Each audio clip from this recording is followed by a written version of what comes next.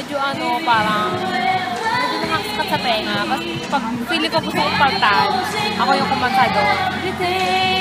Good in my life. Diba? Okay na. Ako lang ba interview?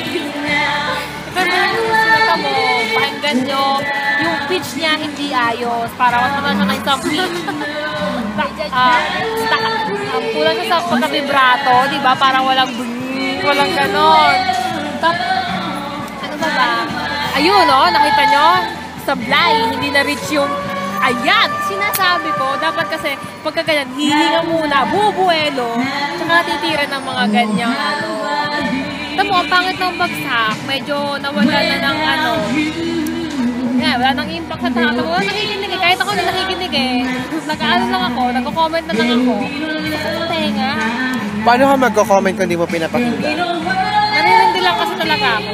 So, parang yung mga pakinggan eh. Ha? Ayun. So, yun lang po.